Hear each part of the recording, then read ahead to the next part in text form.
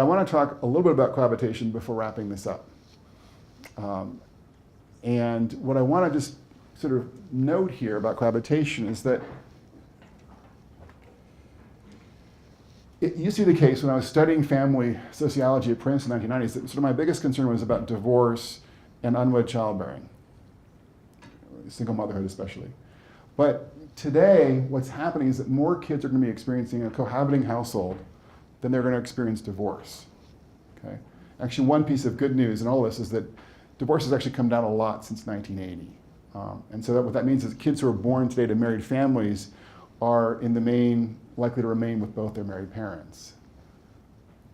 But a lot of kids are being born in cohabiting unions, and then for those kids who are experiencing divorce, their parents will often cohabit with another partner after their marriage ends. What that means is that about 40% of our kids in this country are experiencing cohabitation. So it's a new family form.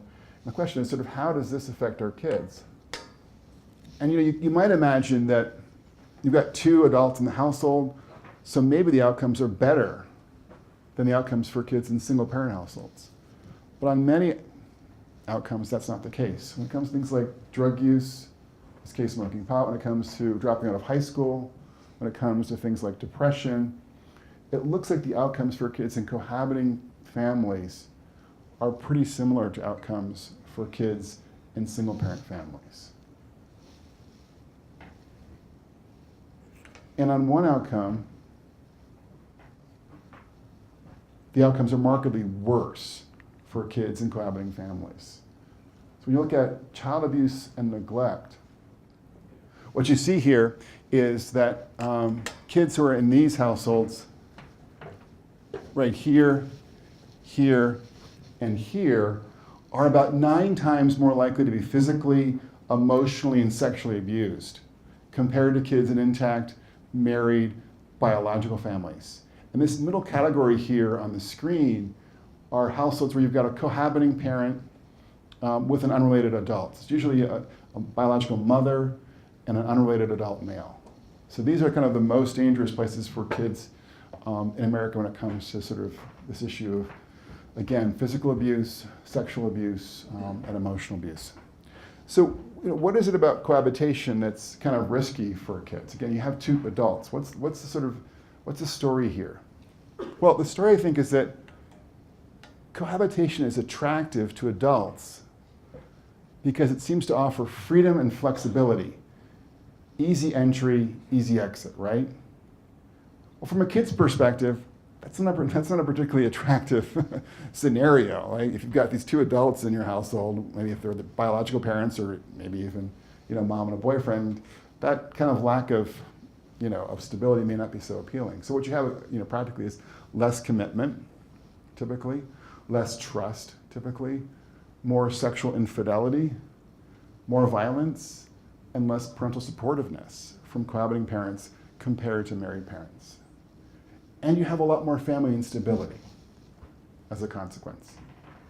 And if you've been a babysitter for young children, if you've been a teacher of young children, if you've been a parent of young children, you can appreciate that kids thrive on stable routines with stable caregivers.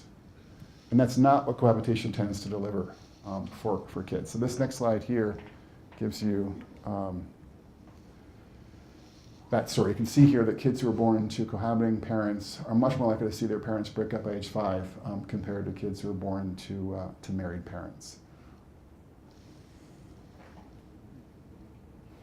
So kind of to wrap up this perspective on sort of the impact of family structure on children, I want to just kind of give you a quote from Sarah McClanahan, my mentor at Princeton University, professor of sociology at Princeton, and her colleague Gary Sandiford, University of Wisconsin.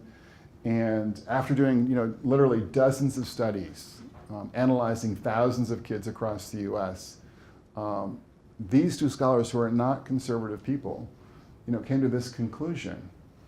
That if they were to design a family that is just kind of like, just based upon their research, just kind of, blank slate, let's just sort of think about what might work, for a family. This is what they would do. They said, 2-parent ideal, they would ensure that children had access to the time and money of 2 adults. provide a system of checks and balances that promote equality parenting, with both parents sort of supporting one another, monitoring one another, as they're parenting their children. And the fact that both parents have a biological connection to the child would increase the likelihood that the parents would identify with the child and be willing to sacrifice for the child. And it would reduce the likelihood that either parent would abuse the child, okay? So again, kind of coming at this from a perspective shaped really by their own empirical research, studying how lots of different family forms had affected kids, this was their model, basically, sort of the intact two-parent biological family was kind of what they thought was, the ideal for kids.